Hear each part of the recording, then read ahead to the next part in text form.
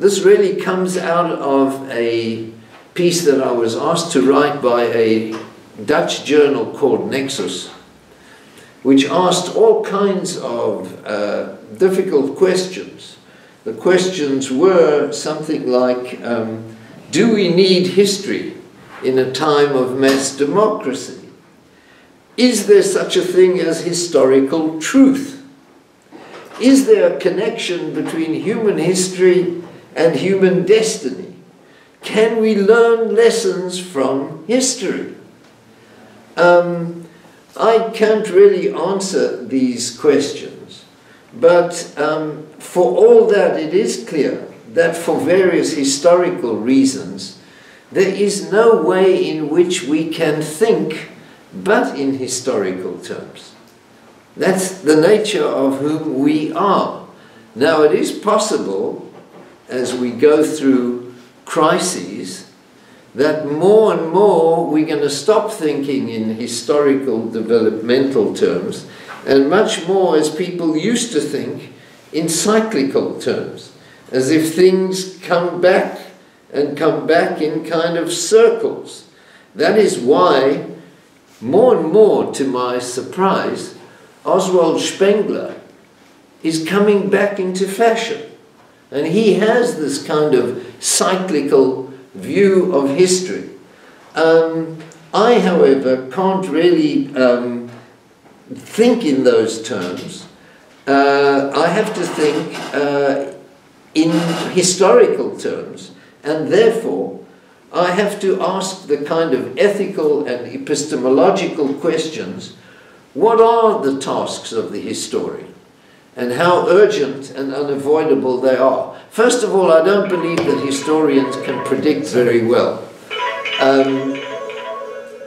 In an age of cell phones, they certainly can't predict very well. So if you look at certain events such as where I come from, apartheid in South Africa, very few people were able to predict how it ended. Very few people were able to predict how communism ended. And I can promise you, very few people in this room will know, or will even venture to guess, how the conflict in which I'm personally embroiled in Israel, how the Israel-Palestine conflict is going to be resolved, if it will be resolved, and how. So I'm not arguing for prophecy as part of the historical exercise. So let me first of all say that the responsibilities of the historian, at least for me, are riddled not so much with contradictions, but with dilemmas and tensions. And they're probably not resolvable, these dilemmas and tensions. But I do argue that it's precisely these dilemmas that provide the historian with some creative energy. So let me start with Max Weber's Science as a Vocation. I think it's one of his most famous essays. I think that the good historian must view history in the same way that Weber says the scientist should approach science. He quotes, "Just like Weber's scientist, the good and interesting historian is one characterized in Weber's words by a strange intoxication and an enthusiasm. Without this, Weber declares, you have no calling and you should do something else. For nothing is worthy of man as man," this is Weber, not me, "unless he can pursue it with passionate devotion. To be sure, passion does not guarantee scientific results, or even for our purposes, satisfactory historical writing. In fact, always one has to control one's material. If you don't control it, it will yield opposite, sometimes dangerous results. But for all its possible defects, passion does provide an animating force in our readings of the past. And for many, I know, this motivating factor is very often lacking. That is why my Dr. Vater, whose name was George Mosser, used to bemoan the fact that very often academic historians are like accountants.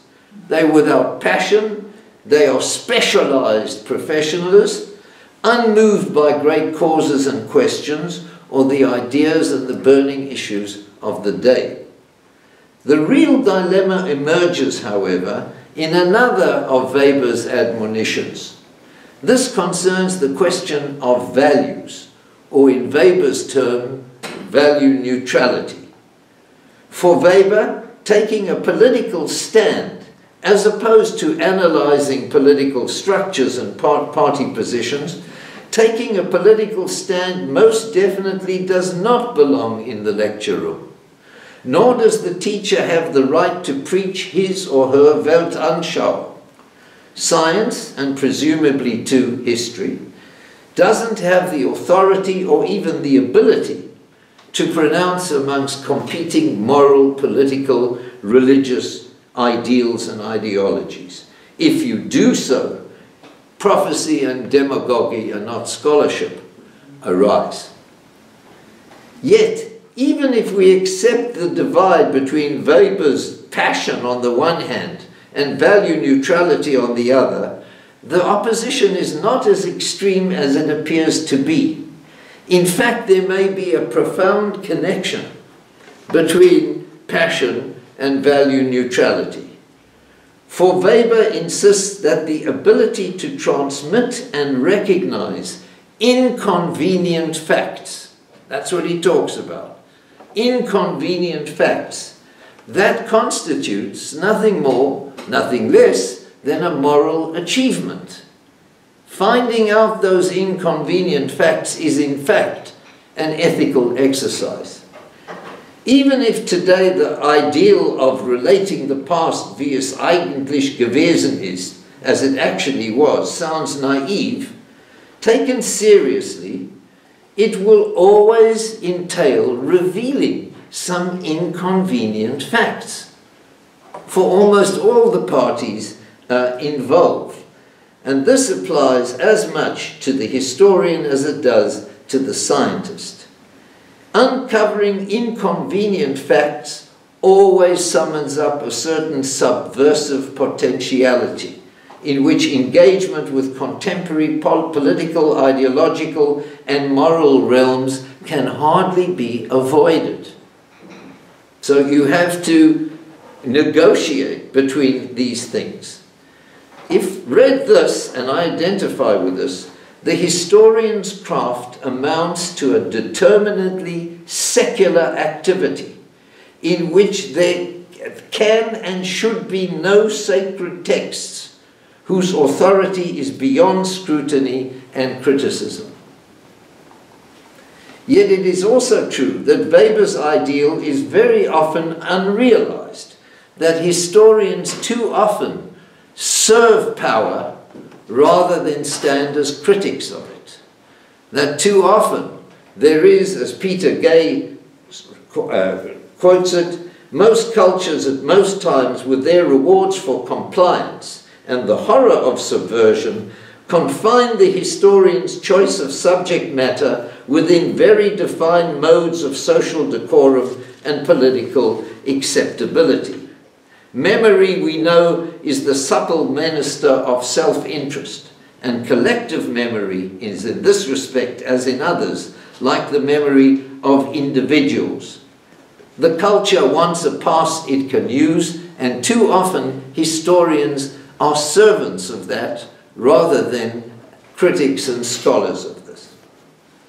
So what he basically is arguing is that what is most important for the good historian is that he or she must recognize one's own biases and, as far as possible, and there are limits to this, examine one's own prejudices. A very difficult task indeed.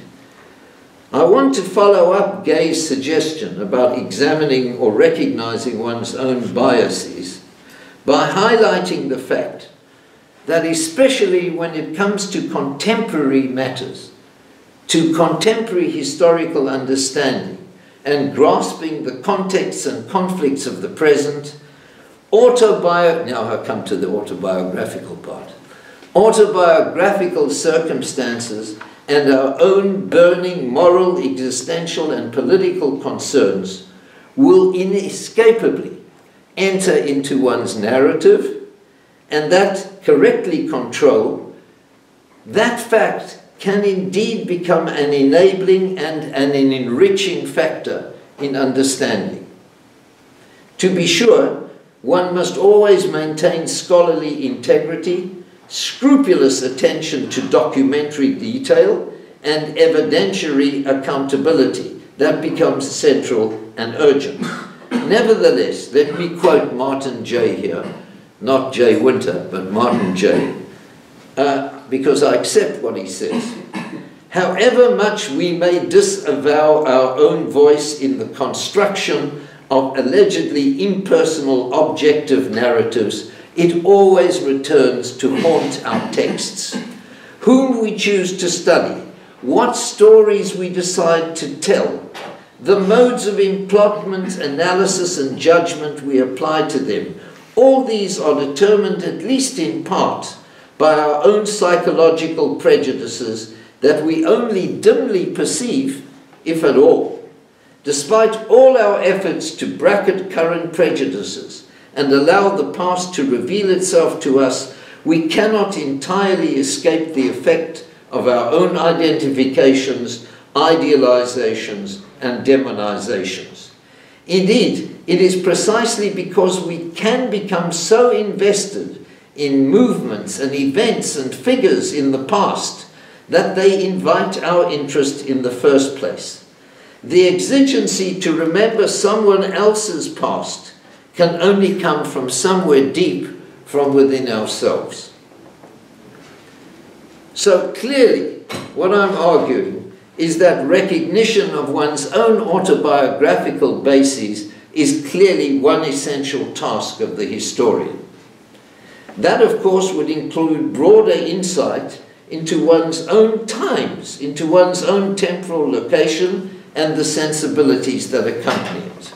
More concretely stated, this requires, and not many people can do it, it's tough, a critical interrogation of one's own individual, national, religious, or collective narrative.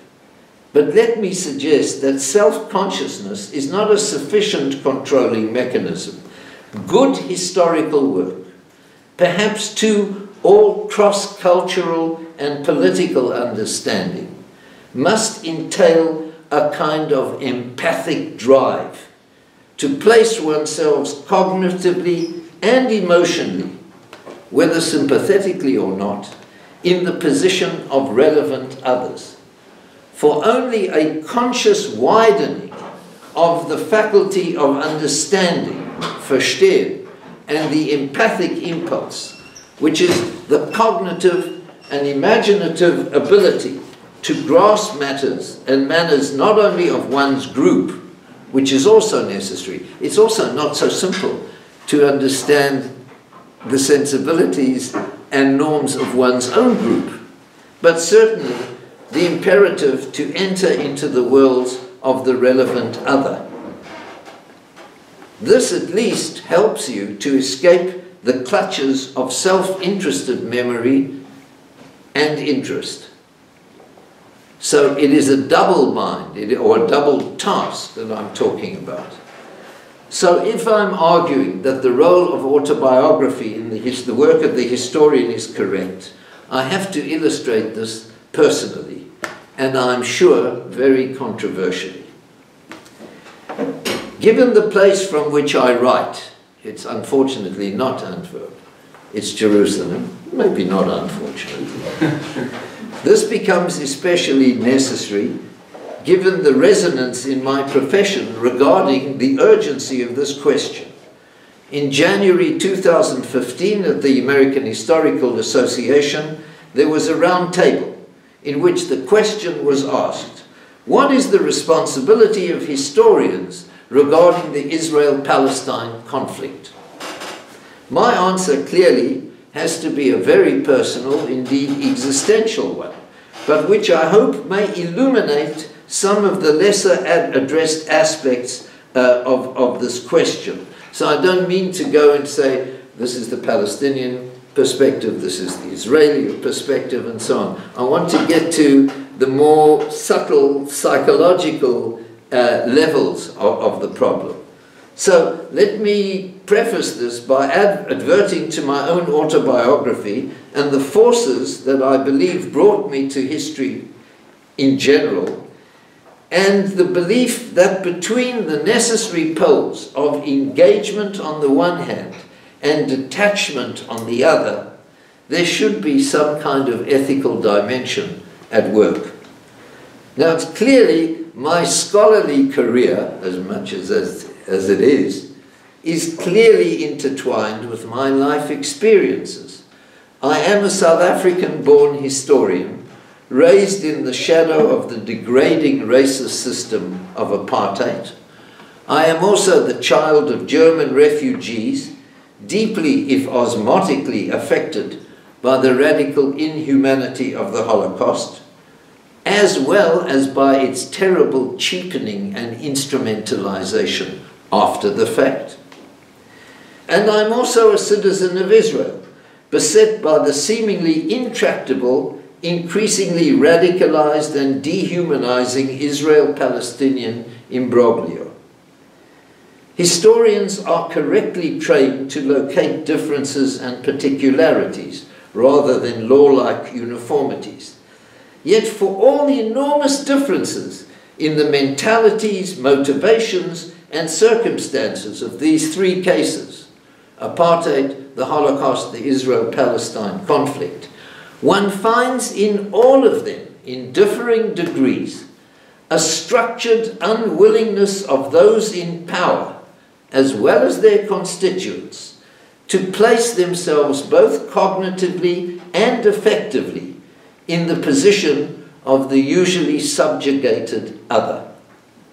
It may very well be that the decision to become a historian was related to an awakening of the consciousness and the processes of this non-recognition.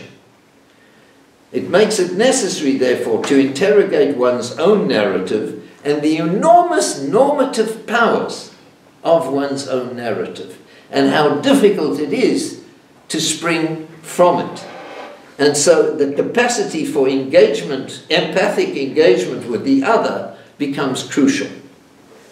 So, as a result, lately, my task as an historian consists mainly in what I call the study of the political economy of empathy. And not only the political economy of empathy, but the economy of suppressing empathy, of repressing empathy. What do I mean by the political economy of empathy? Now, it is true that empathy is probably a universal human capacity. It's also true, as studies of animal behavior shows, that empathy is also an animal capacity. If you look at the work of Francis de Waal on chimpanzees, monkeys, and so on, that becomes clear. Also, there are books by, there's a man called Jeremy Rifkin who wrote a book, I think it's 900 pages, I don't know who can read it, but anyway, in which he's arguing that given a globalized world and given a digital world, the whole world is becoming deeply empathic, and the empathic capacity is growing tremendously. It just doesn't look that way where I live. In fact, it looks extremely naive. And what that view misses is that what is most historically characteristic and significant about empathy is the fact that it is politically structured.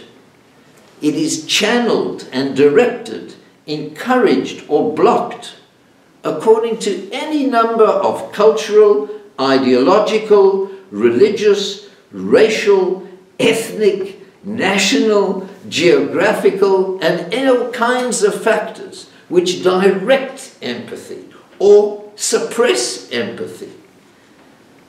Typically, organized empathic impulses proceed along officially sanctioned narrative frames and with normative regimes of power. So actually, the real issue is not those who accept what empathy is not allowed.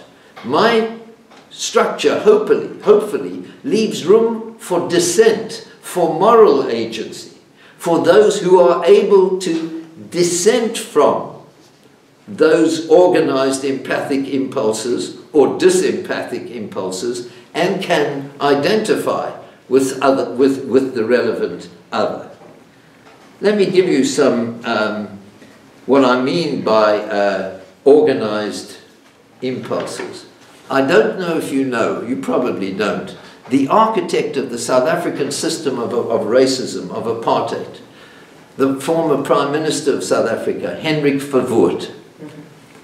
He did his doctoral dissertation in psychology, and the doctoral dissertation was entitled "The Blunting of the Emotions."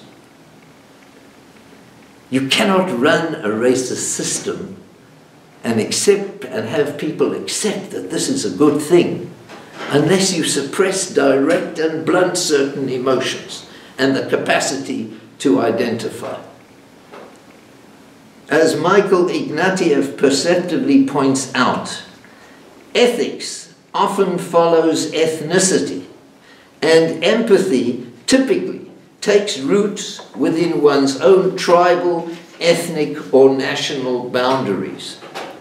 For an historian, the study of the political economy of empathy thus has to take into account the multiple ways in which empathy is apportioned, allocated, controlled, confined, resisted, or also allowed to expand and overcome differences. So it's a larger spectrum. So in effect, maybe the study of empathy is really more a question of the dynamics of the disempathic. It's impossible to, it is impossible to underestimate empathic blockage when it comes to the functioning of racial systems, when it comes to understanding Nazi Germany, violent national conflicts, the perpetration of atrocities, and genocide, and indeed even the waging of war. You have to block certain empathic possibilities if you're going to fight a war. So for the historian, there are at least three elements of empathy that is needed. One is the study of empathy. How do historians study empathy? Second, I would argue, it is also a methodological requirement. I'm arguing that historians need that empathic capacity in order to understand the other. And of course, it is also a normative horizon of inquiry. That is to say, I also think there is some kind of ethical imperative in doing so. But let me make something clear. Empathy is not identification. It is not the same as sympathy. So, for instance, there is a man called Lou Augusta who said the most empathic person should be the torturer. Because if you are torturing somebody, you have to know exactly what is going to really hurt. And the most empathic character in all of Shakespeare's oeuvre is a fellow called Iago. He knows how to get into his skin. So the point about empathy is not necessarily identification. As the historian, it is important to understand, let's call it this way, the psychology and the motivation of Nazi perpetrators, or Russian rapists, or Rwandan killers. One has to find a certain empathic role for them, but this does not imply identification or sympathy. So in many ways, there is a kind of ethical drive in studying these people, even though one must make that distinction clear. So, I'm going to now do something which will probably be quite controversial. I want to try and relate this to the present Israel-Palestine conflict and where I am in this. And this is a highly autobiographical, personal, non-obligatory view, but it is my view. First of all, it's part of the autobiography. And it's necessary then to address my initial, youthful choice of Zionism.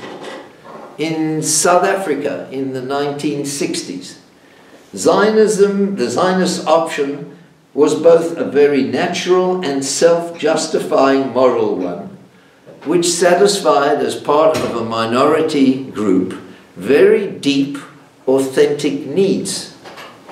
It seemed to be the most natural and just way of being Jewish in a minority situation. Especially for youth, it provided a kind of countercultural sense of self against the bourgeois Jewish community, and a utopia that distinguished us from our bourgeois elders, and that despite our antipathy for apartheid, it provided a rationalization for us to say, South Africa is not our struggle must be elsewhere. And so Zionism was first of all about removing our own sense of diasporic vulnerability. I have no idea if this applies to Belgium. I'm not making pronunciations. In South Africa, being Jewish, there was quite clear a sense of great vulnerability, of outsiderness, and solving our minority Jewish problem, and thereby becoming, it's a terrible word now, I'm talking about my youth, becoming normal. So we became normal with this Zionist act. And to this day, I do argue that Zionism profoundly changed the psychological grounds on which we stand. There is an immense difference between being a vulnerable minority and being a kind of sovereign majority. Has to do with the way in which I deal with the Israeli police as opposed to the South African police. Huge difference. Now, given the ever-growing crisis of legitimacy which is now surrounding the state of Israel, and it's quite profound, it is easy, very easy, to overlook its extraordinary vitality, its achievements in science, medicine, literature, music, technology, and the humanities, and the dense, vibrant texture of interpersonal relationships. It's only 10 years ago that I met Vivian, but I think that she can attest to the intense and very thick texture of personal relationships. But for all that, it is clear that the Zionism of my youth was built on an obvious naivete, as was our belief that, as opposed to South Africa, justice and equality would automatically prevail. Our idealism would have been very, very sullied had we stopped for a moment and recognized that nowhere has there ever been a process of state formation that has not involved conquest, conflict, or at least a measure of coercion. Given the enormous power of normative narratives, of our world-building plausibility structures, it took considerable time before I became aware of the tragic ironies of victimization implicit in my own Zionist solution. It may be that a certain myopia to the realities and significance of the Palestinian presence may have been one necessary condition for the realization of the Zionist project. But it is no less myopic for that reason. This is one instance of how political empathy, or its absence, is structured. What were the forces that evoked our empathy with the victims of apartheid, but precluded any serious confrontation with those who, we were unwilling to see, had suffered to a great degree from our own project. I am not here for one moment suggesting that apartheid and Zionism are one. The historical background, the cultures at work, the aims of the parties involved, and the structure of the political conflict are completely different in both cases. And it is clear too, having lived in both societies, that the existential and psychological weave of relationships and domination bear little relationship to each other. Nor do I want to elide the very harsh geopolitical realities in the Middle East that permeate the conflict. In the South African case, there was no complicating presence of a surrounding larger hostile and sizable Arab-Muslim world. Indeed, the plea for an extension of the empathic faculty could be construed by many as a case of my hopeless liberal naivete, the refusal to recognize the harsh realities of an increasingly fanatic enmity, and one which may be blind to the problematic, sometimes brutal practices of Arab society. Although over the years there is an increasing realization amongst some Israeli circles as to Palestinian displacement, which, intended or not, did occur, the more general sense of embattlement and reluctance to extend this empathic impulse has at its base an intractable and ever-worsening adversarial political atmosphere. What is behind these blockages? David Remnick summed it up very well. First of all, the memory of those lost and wounded in war and terror attacks, the Palestinians' leadership failure to embrace the land peace offers from Ehud Barak in 2000 and Olmert in 2008, the chaos in Libya, Syria, Iraq and Lebanon, the instability of a neighboring ally like Jordan, the bitter rivalry with Turkey and Qatar, the regional clashes between Sunni and Shia, the threats from Hezbollah in Lebanon, from Hamas in Gaza, and from other distant groups like ISIS, hostile to the existence of Israel, the rise of anti-Israeli and anti-Semitic sentiment in Europe, and its persistence in the Arab world, and a growing sense of drift from the larger world. All these factors are true and significant.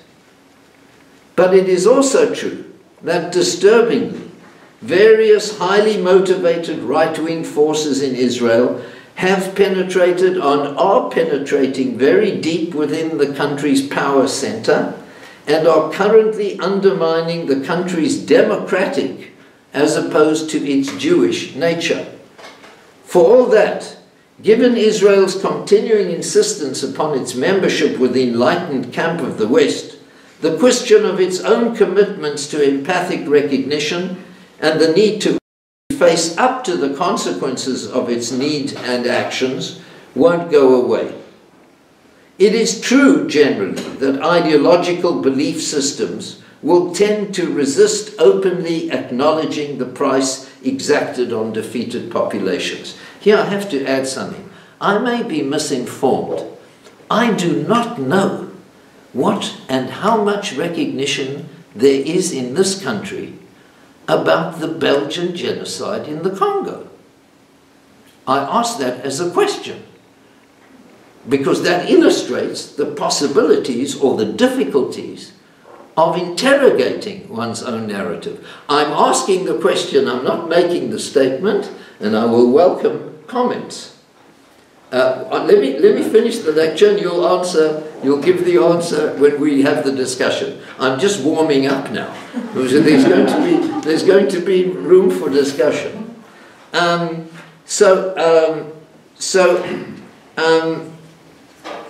It's extremely difficult, even for historians trained to view matters from above and without, to do this kind of thing.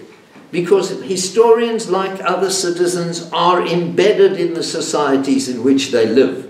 But surely their task must consist in the attempt to rise beyond mere rationalization As a moral quality, empathy becomes politically relevant only when it demands and realizes access to and understanding of those defined as other, especially to those with whom one is locked in conflict.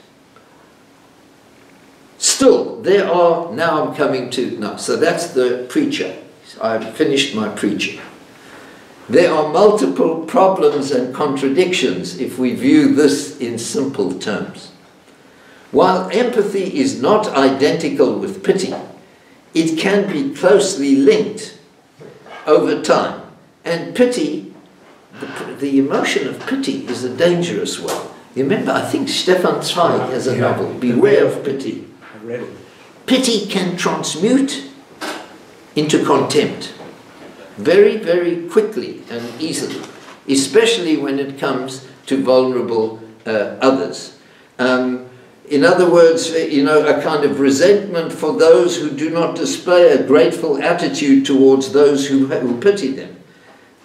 Even hatred for what pricks the conscience of people who finally realize that they really are not able to do very much.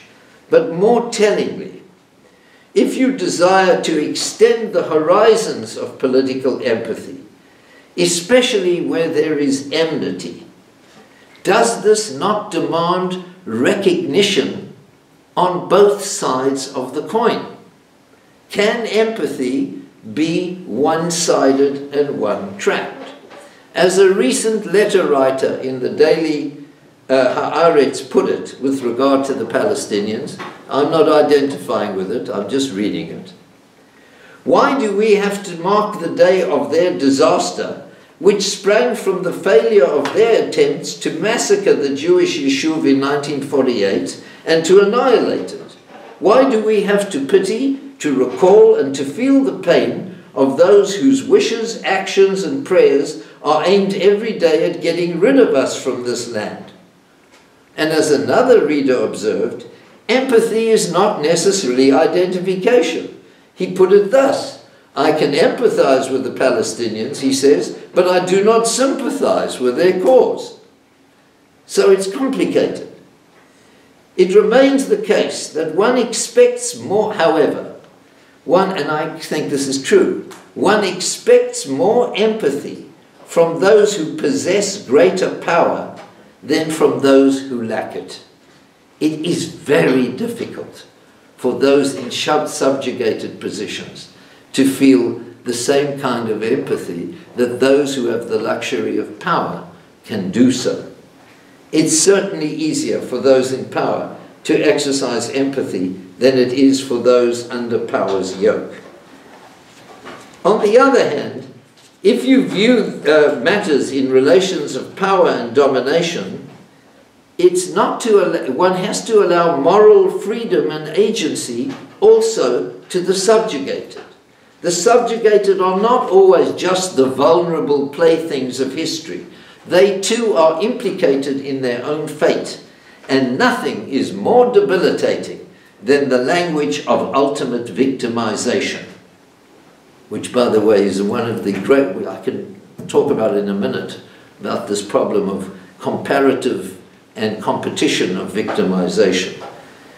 But it is also true that not all victims, even though we're tempted to think so, not all victims are flawlessly moral. So the waters thicken. Part of the tragedy of the Israel-Palestine conflict is that both parties compete in this course, the comparative competition of self-interested victimization and disempowerment. For the Palestinians, it's the hurt pride and weakness of defeat and displacement, the ongoing humiliation of occupation, and the continuing relevance of the 1948 Nakba. For Israelis, this functions in a twofold matter. Israel regards itself as the hapless victim of eternal Arab enmity, yet threatened as it may be, Israel today is a major military and shaping power in the Middle East. And my friend Moshe Halbertal once said to me that this fusion of military might with a sense of victimhood both military might and victimhood can bring about some pretty brutal results. For Israelis, however, the sense of victimhood revolves above all around the memory of the Holocaust, the nearly successful attempt to exterminate all the Jews of Europe. Given its massively transgressive nature, its unutterable murderous cruelties, the breakdown of all civilizational taboos, it is no wonder that the Shoah would enter into the very marrow of Israel's commemorative culture. I think it was inevitable that this would be unleashed not only in Jewish circles in Israel, but into the competitive global political marketplace. How could it not? But it is also in the nature of such memorialization that the event itself tends to be overwhelmed by its instrumentalizing public representations, its ideological appropriations and nationalist exploitation.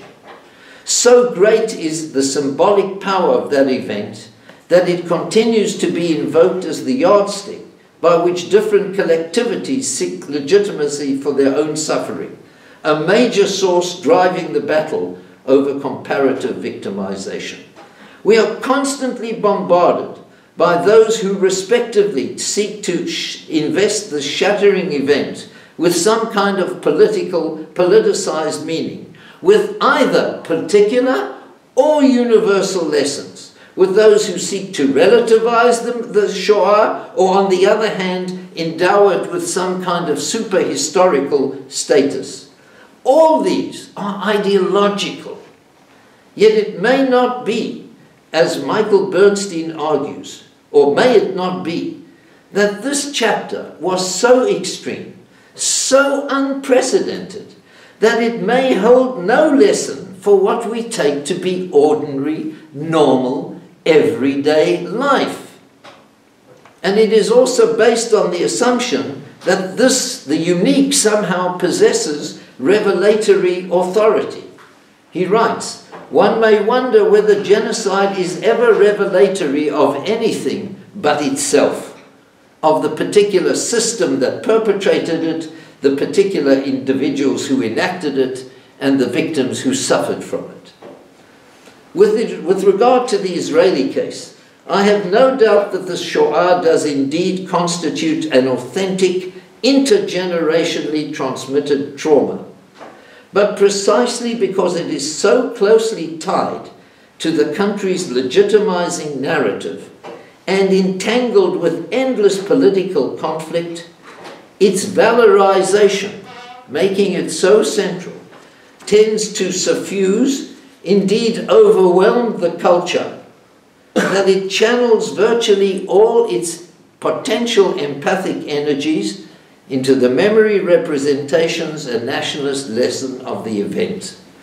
The danger here is that this kind of exclusive self-referential empathy can easily muffle, mask, or act as a preventative for the far more difficult task of present empathy for contemporary injustices.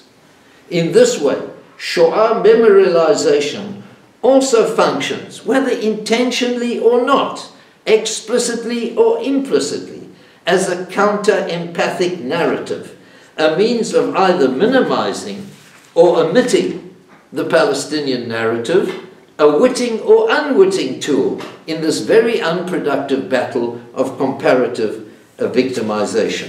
I'm on the last page, so do not despair. But now it's time for self-criticism. So I want to examine the ambiguities and the very real limitations about the possibilities of the political economy of empathy.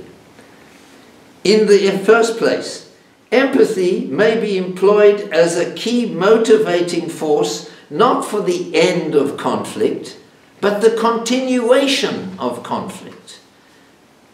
In other words, use your empathy so you can carry on fighting. The best example that I can give you is Moshe Dayan's remarkable eulogy for Ro'i Rothberg, killed at Nachal Oz in 1956. I'm quoting the whole thing. Let us not cast blame on the murderers today. They killed Roy Rotberg. Why should we deplore their burning hatred for us? For 8 years they've been sitting in the refugee camps in Gaza, and before their eyes we have been transforming the lands and the villages where they and their fathers dwelt into our estate. We are a generation that settles the land, and without the steel helmet and the cannon's fire, we won't be able to plant a tree and build a home. Let us not be deterred from seeing the loathing that is inflaming hundreds of thousands of Arabs who live around us. Let us not avert our eyes, lest our arms weaken. It's precisely his empathic understanding of the Arab feelings that determines him to increase force, power, and conflict, given the lack of alternatives. So, it's not such an easy solution. But the ambiguity or the limitations go beyond that. The extent to which political empathy can figure as a factor in political conflict resolution is unclear. Many argue that forgetting rather than remembering is the key to overcoming past conflicts and resentments.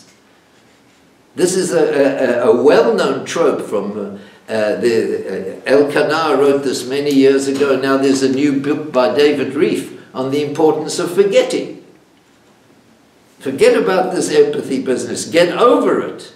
You know, there's that great Santayana quote about the past. And, you know, I forget the exact... If you forget the past, you doomed to relive it. If you're doomed to relive it. But on the other hand, societies that are obsessed with the past have no real future. So there is a double bind as well in that. Nor is it clear that empathy constitutes a precondition or a result of resolving conflict. As Hannah Arendt put it, it may be irrelevant or even an impediment to achieving political settlement. Indeed, for her, the entire notion of the political economy of empathy is nonsense. Compassion, she writes, by its very nature, cannot be touched by the suffering of a whole class or people, or least of all mankind as a whole. It cannot reach out further than what is suffered by one person and still remain what it is supposed to be, co-suffering. She argues it is not the removal of distance or empathy, but justice which remains the political route for resolving conflicts. And while, as I claim, political empathy can be part of a wider humanizing drive, you cannot sustain empathy as a political system. That's impossible. Some form of institutionalized, principled, legal mechanisms beyond individual and ritualized empathy, as well as a discourse and practice of rights, will be necessary. Last paragraph. It's also clear that universal empathy is a fable and is kind of, part of the touchy-feeling culture. I was asked by a California institute to kind of join them, where everybody just empathizes with each other. We're all happy. That's not what I'm referring to at all. There are some of my colleagues who sign every single petition that is given to them and can solve every problem throughout the world. I am arguing that with all the limitations and ambiguities, I am pleading for the extension of the range of our empathic faculties and humanizing impulses to problems and localities which directly affect us and where we can be held responsible and take some form of concrete action. To be sure, as I've tried to demonstrate, my own personal conflicts and ethical and political dilemmas have been built into my historical and intellectual inquiries.